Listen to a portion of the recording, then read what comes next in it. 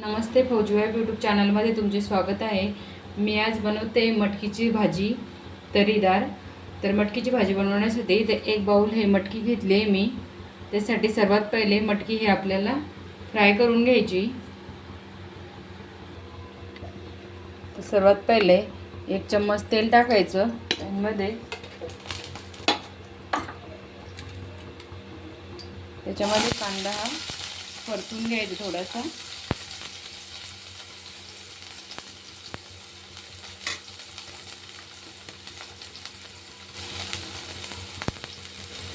कांदा परतला की लगेच हळद टाकायची 1 चम्मच।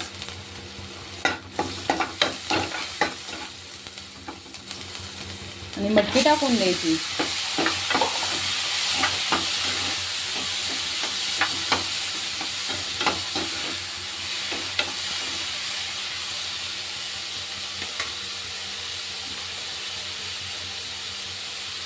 चवीपुरतं मीठ टाकायचं। मी 1 चम्मच मीठ टाकते।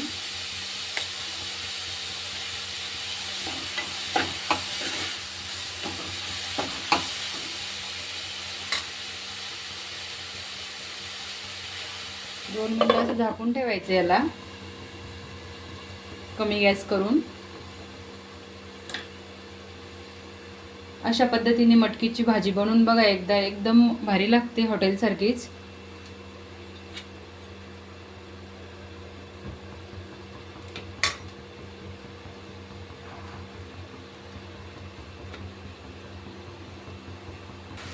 दोन मिनिटं झाले। याच्यामध्ये गरम पाणी टाकते मी। गरम पाण्याने कोणत्याही भाजीला छान चव येते। आणि 5 मिनिटं होऊ द्यायचं। 5 मिनिटं झाले। मटकी झाली का नाही ते बघण्यासाठी दाबून बघायची थोडीशी। मटकी छान झाली आहे। आता हे काढून घ्यायची एका भांड्यामध्ये। मटकी एका भांड्यात काढून घेतली मी। कढईमध्ये त्याच्यातच तेल टाकून घ्यायचं परत।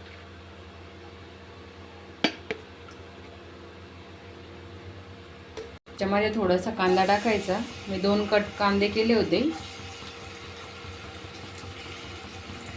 एक त्याच्यामध्ये टाकला आणि एक ठेवला होता। त्यात अद्रक लसूणची पेस्ट। अद्रक लसूणची पेस्ट ही खलबत्त्यामध्ये कुटून घेतली मी। याला चांगलं असं फ्राय होऊ द्यायचं 2-3 मिनिटं। यातच लगेच टोमॅटो टाकून घ्यायचं। 1 टोमॅटो घेतलं होतं मी मोठं।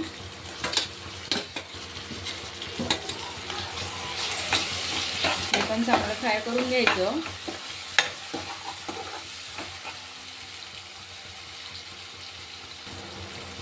टोमॅटो फ्राय होते तोपर्यंत याच्यामध्ये 2 चम्मच लाल तिखट टाकते मी। हे जास्त तिखट नसल्यामुळे मी जास्त टाकते। 2 चम्मच धनी पावडर टाकायची।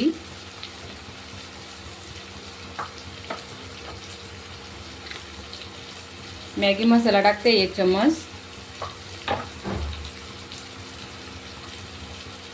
आणि गरम मसाला टाकायचा 1 चम्मच। चांगलं याला मिक्स करून घ्यायचं।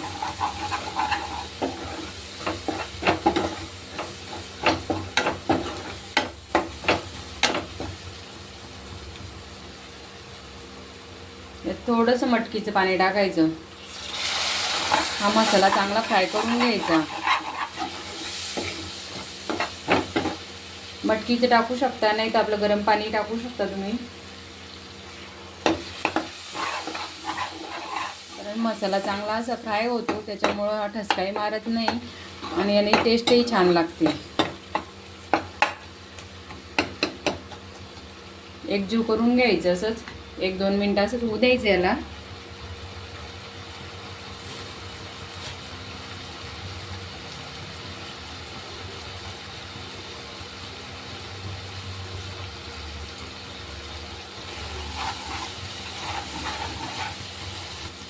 पूर्ण एकजीव झालंय। त्याच्यामध्ये मटकी टाकून द्यायची।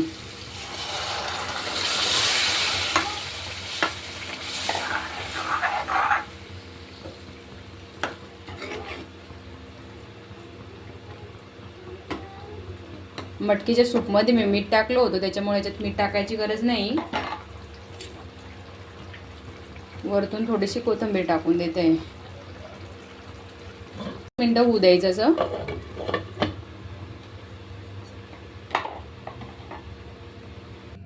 2 मिनटं झाले. तुम्ही बघू शकता आपल्या मटकीला एकदम छान कलर पण आलाय आणि एकदम हॉटेलसारखीच दिसतीये. तर तुम्हाला पण ही रेसिपी आवडल्यास व्हिडिओला लाईक करा, शेअर करा आणि सबस्क्राईब करा.